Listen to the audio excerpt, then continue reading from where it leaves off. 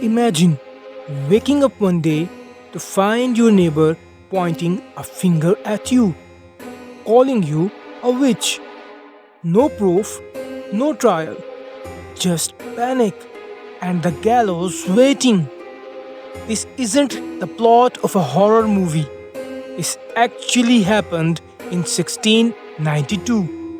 Stay with me because the story of the Salem witch trials is darker, stranger, and more haunting than most fiction.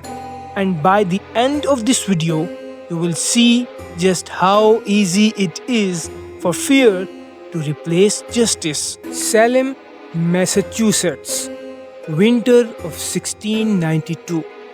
Two young girls, Betty Paris and Abigail Williams, start behaving weirdly. They scream, crawl under furniture, bark like dogs, and no one can explain it. Doctors clueless, so the town does what any God fearing Puritan community might do. They blame witchcraft. Within days, the girls name three women as witches, including a slave named Tituba. And here is where it gets intense. If you are hooked already, hit that like button. It helps more people discover these eerie stories. One accusation leads to another, then another. Suddenly, dozens are being accused.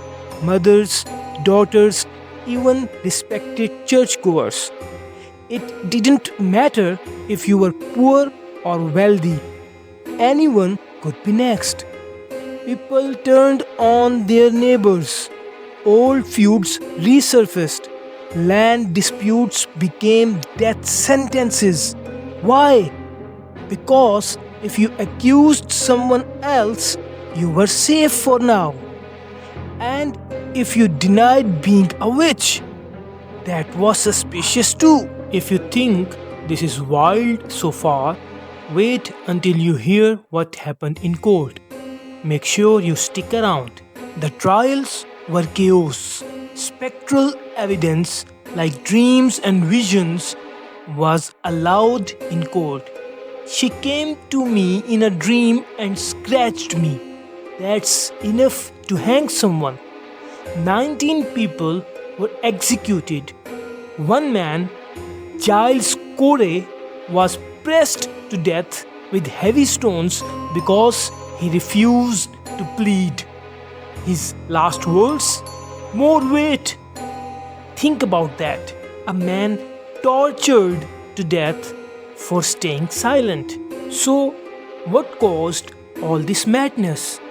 Historians blame a toxic mix: Puritan extremism, repressed social tensions, fear of Native American attacks, and yes, possibly even ergot poisoning, a fungus that causes hallucinations. But maybe the real issue was something simpler: mass paranoia.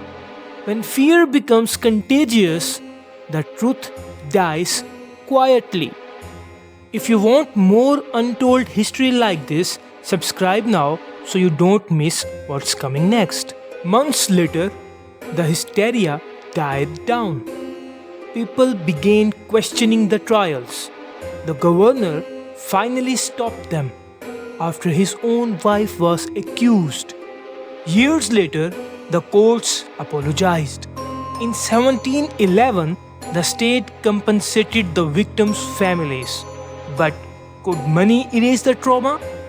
And centuries later, we still ask, how did an entire town lose its mind? The Salem witch trials were not about witches. They were about fear, unchecked and weaponized. If this story shook you, imagine how many times history repeated itself under different names.